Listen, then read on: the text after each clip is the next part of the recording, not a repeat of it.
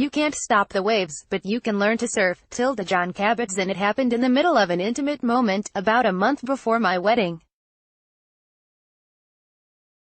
One minute I was enjoying a kiss from my fiancé, and the next thing I knew, I was clutching my face and writhing in agony.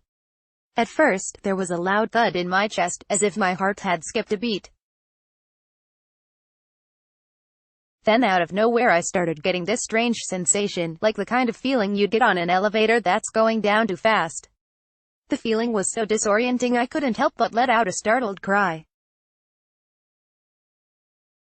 I felt what I would later describe as the draining. It was as if all the blood had poured out of my body in a split second and I was left with an icy, numb, and shaky shell. I was convinced that I was going to die. But I wasn't dying. 10 minutes and many repetitions of long, deep breaths later, I calmed down enough to shake off the fear and I was able to see the ordeal for what it really was, a panic attack. It wasn't my first time. I was no stranger to panic attacks. I'd already had a few in my life up till then. The first one hit me shortly after I was diagnosed with leukemia at age 19. From then on it would rear its ugly head from time to time when things get overwhelming. So when I had this panic attack a month before my wedding, I didn't think much of it at first. I chalked it up to excitement over the impending wedding. I thought once I rested up for the weekend, everything would go back to normal. But I was wrong. I went on to have another panic attack, and then another one, until I lost count. I continued to have panic attacks every day for an entire month. The experience opened my eyes about anxiety. I learned a few valuable lessons in this journey that taught me how to cope with anxiety and helped me get to a better place. And I'm here to share those lessons in the hopes that my experience may be able to help someone else who's suffering from anxiety. 3 important lessons about anxiety from my month of panic attacks. 1. You don't need a reason to explain or validate your anxiety. I used to think that anxiety was something you'd only feel if there was a good reason for it. For example, just right before an important exam or after a life-changing diagnosis. So when I first started having those daily panic attacks, I kept asking myself why. I know what you're probably thinking, maybe it was the wedding planning. After all, many brides do get stressed just before their wedding. But I assure you that wasn't the reason. I was a happy, relaxed bride-to-be who already had everything planned out months in advance. There was little left for me to do except to wait for the day to arrive. Perhaps there were other stressful things going on at the time? No, not a thing. My job was wonderful, my health was better than ever, and I was having a great time with my family and friends. I'd been through rough waters before, and in comparison, this period of my life was all smooth sailing. Could it be from chronic stress that had been building over time? I doubt it. I was practicing Tai Chi and Qigong meditation for at least 45 minutes on a daily basis, a habit that I'd kept up for a couple of years already by then.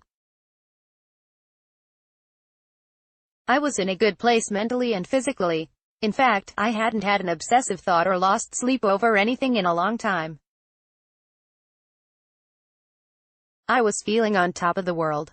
But despite all of this, I began to experience some of the most terrifying symptoms of anxiety I'd ever experienced in my life. And the more I tried to look for an explanation, the worse I felt. As my mind desperately searched for an answer, it became more and more fixated on the anxiety itself. I started to examine myself inch by inch, with a giant imaginary magnifying glass, for any clues that would explain the tightness in my chest, the tingling in my hands, or the throbbing in my neck. Soon, my anxiety was all I could think about. In order for me to stop ruminating over my anxiety, I had to surrender to the fact that I didn't know the explanation. I had to accept that anxiety can strike at any time for no reason. I came to realize we don't need a reason to explain our anxiety, as if a solid explanation would somehow validate the way we feel.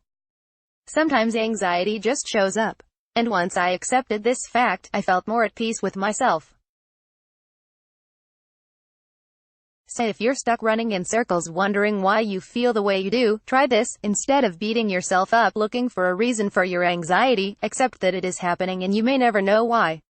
The sooner we make peace with the fact that there is no clear answer, the sooner we can stop scrutinizing our anxiety and concentrate on healing. 2 incredible things can happen when we open up about our anxiety. I used to think having anxiety was embarrassing. My family never talked about mental health when I was growing up. It wasn't hard to figure out why.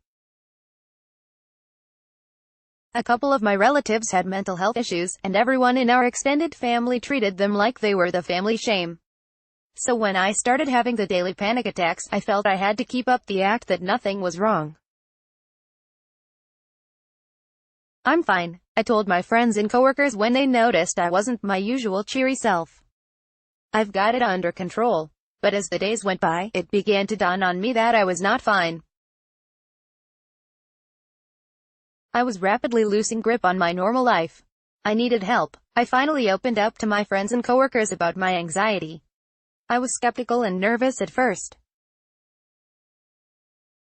I'd imagined I'd get a lot of caring but suffocating questions, plenty of warm but generic words of comfort, and a few well-intended but oversimplified comments like "just relax." I expected some people would want to jump in right away and try to fix me. But to my surprise, I got a very different kind of response. Instead of doing all the things I'd imagined they'd do, the people I talked to listened to me with compassion and understanding. Many of them even opened up to me about their anxieties too. They shared with me their encounters with panic attacks, their symptoms, worries, and coping strategies. Their stories gave me an incredible sense of relief, comfort, and hope. The experience gave me the courage and reassurance I needed to keep going. Because I knew I was not alone. Say if you're suffering from anxiety, don't bear the burden alone. Talk to someone. Find your support tribe. Give people the benefit of the doubt that they'll understand you and do whatever they can to help you. Incredible things can happen when you open up about your anxiety. 3. Believing you can get better is the key to getting better. I used to think I was helpless against anxiety.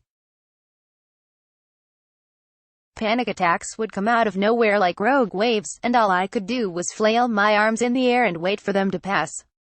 But what I learned from this month-long struggle with anxiety is that believing you can get better is key to getting better.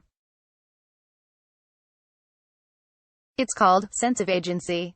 Sense of agency is the belief that you have control over your own life. When you have a sense of agency, you feel you're in charge of your actions and you have the ability to influence your reality. When you believe you have the power to control what happens in life, despite the fact that there are things that are clearly out of your hands, you act in a way that aligns with that belief. Instead of being a victim of circumstances, floating in every which direction life takes you, you become the driver of your own destiny. When you have a sense of agency, magic happens. You complain less, you become more optimistic, and you focus on what you can do instead of ruminating over what you can't. As a result, you feel better. I didn't always have a sense of agency. In fact, I spent much of my childhood and teenage years feeling helpless. Life at home was hell, a stewing pot of anger and disappointment from my parents' unhappy marriage. School wasn't much better. I was this awkward kid who was on the fringe with exactly 2 friends out of the entire school. And then I won the lottery from hell when I got cancer. I frequently asked myself the question, why do bad things happen to me? But my thinking started to shift during my early 20s. I realized in order for me to win the fight against cancer and live a fulfilling life without the constant fear of relapse, I needed to change. I was sick of being a victim. I wanted to be a victor. So I began to take actions to improve my health and my mindset. I admit, I was doubtful at first. Do I really have the power to make a difference in my life? I would think to myself. But I pushed forward anyways, taking one small step at a time. And my efforts paid off.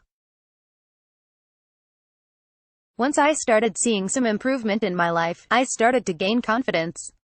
And the more confidence I felt, the more I believed in my own power.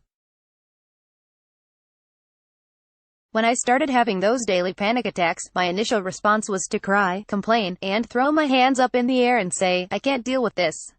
I was scared and lost. But I reminded myself that the power to heal was already within me. I didn't have to settle on being frightened and helpless. So I started to learn and practice strategies to help manage my symptoms, everything from breathing techniques and meditation, to acupressure and cardio exercise. I believed I could make myself feel better, and that belief helped me feel better. So work on building your sense of agency. Start with just making one small positive change, such as adopting a tiny habit.